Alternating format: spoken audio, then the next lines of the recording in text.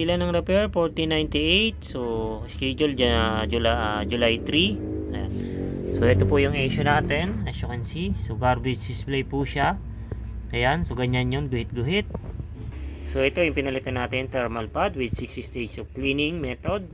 Ayan, as you can see. Ayan, running na po siya ng stress test. Ayan. Via backplate, with backplate, via HDMI. Ayan, as you can see. So ito po ang kanyang temperature. So mababa lang, 64 degree. Dahil ito ay tri-pan. So yung nire-repair natin ay Asus Strix tri-pan 1080 Ti 11GB. Ayan.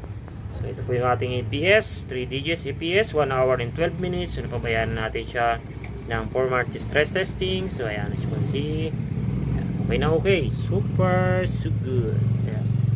So wala tayong nakikitang issue. So wait na lang natin for game testing for this video card. So may dalawa, isa pa tayong repair. Ito may lighting yan. Okay. So mamaya. Okay. So yan ang ating updates dito. So update ko kayo for game testing. So sa game siya, nakasalang siya sa game, as you can see. So yan ang kanyang EPS. So 54 degrees Celsius lang temperature. Ayan, running siya ng stress test sa game. Ayan, mapapansin po natin. So ayan, kulang pa niya pag sa game. So stress testing lang. So ang ating time.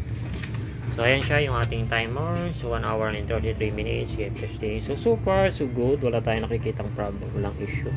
Okay, so success po yung ating repair as of today. Ayan po ang ating updates. Yeah, thank you for watching. See you in the next repair. Yeah, bye bye for now.